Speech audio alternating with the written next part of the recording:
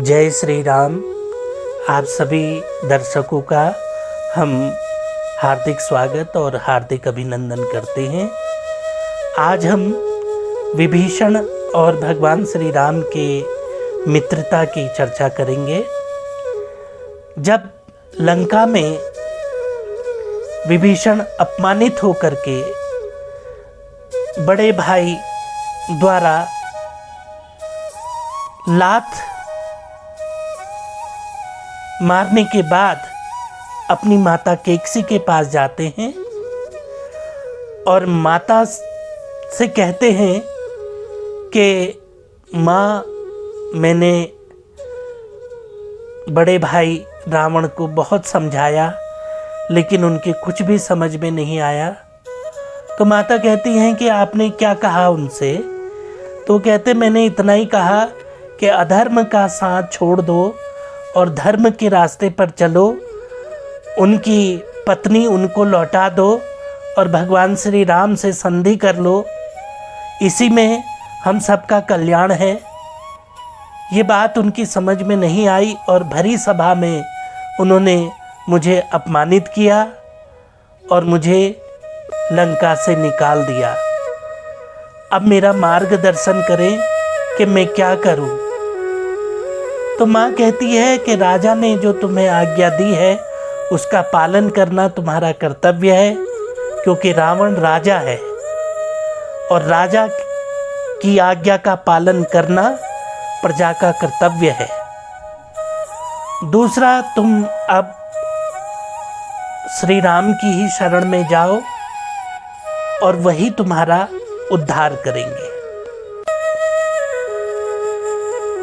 इतना कह करके माता अपने बेटे को आशीर्वाद देती हैं और फिर विभीषण रावण के पास जाते हैं उनके कक्ष में और बड़े भाई होने के नाते उनसे आज्ञा मांगते हैं और कहते हैं कि भैया, एक बार और सोच लो, तुम अधर्म के रास्ते पर चल रहे हो। विनाश काले विपरीत बुद्धि, जब विनाश काल आता है तो बुद्धि भी विपरीत हो जाती है।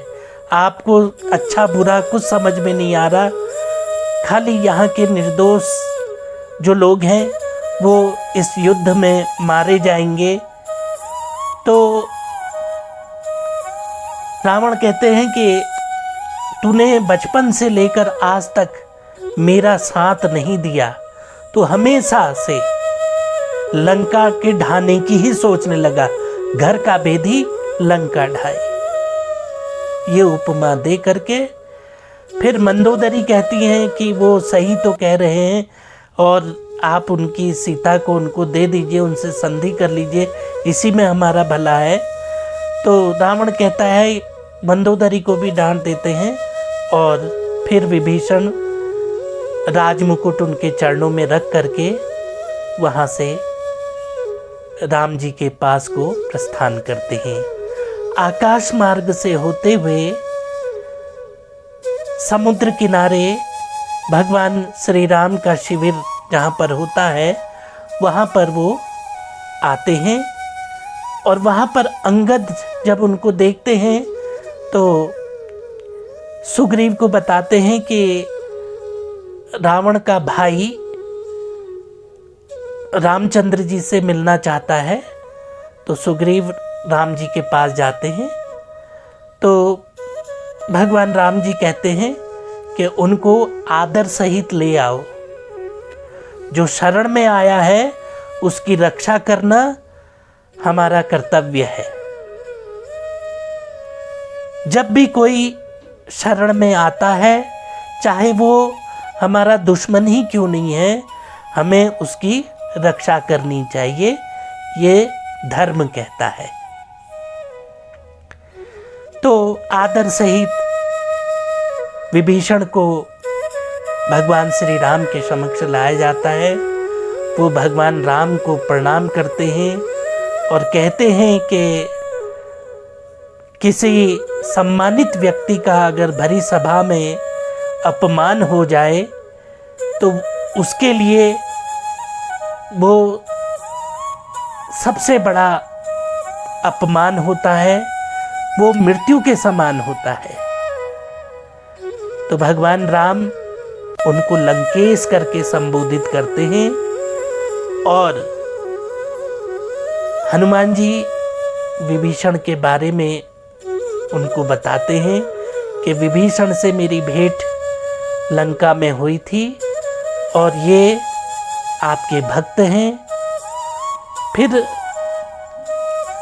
समुद्र का जल, जिसमें के सारे नदियों का जल समाहित होता है, और उस जल से उनका राज्याभिषेक किया जाता है और उनको राज मुकुट पहनाया जाता है और उनको लंकेश करके कह करके रामचंद्र जी संबोधित करते हैं और वचन देते हैं कि हम उन्हीं को नुकसान पहुंचाएंगे जो युद्ध के भाव से हमारे समक्ष उपस्थित होंगे।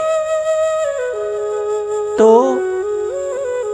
राम जी और विभीषण जी, ये जो मित्रता है, तो ये हमको ये बतलाती है, रामायण का जो ये प्रसंग है ये हमको ये बतलाता है कि अगर कोई शरण में हमारी आ जाता है, कोई भी,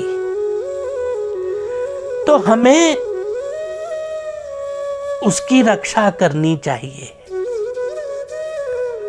जैसे कि कोई पंछी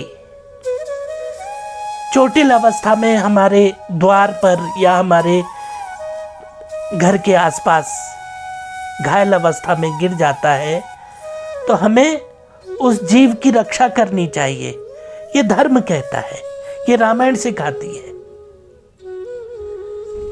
तो मेरा आप सभी से निवेदन है कि जैसे विभीषण जी एक राक्षस कुल में पैदा होकर के भी राम जी के शरणागत हुए और राम नाम का जप करते ही करते भगवान के धाम को प्राप्त हुए, वैसे ही आप लोग भी राम नाम का जाप कीजिए, रामचरितमानस का अपने घरों में पाठ कीजिए, हनुमान चालीसा का पाठ कीजिए। मेरी शुभकामनाएं। जय श्री राम।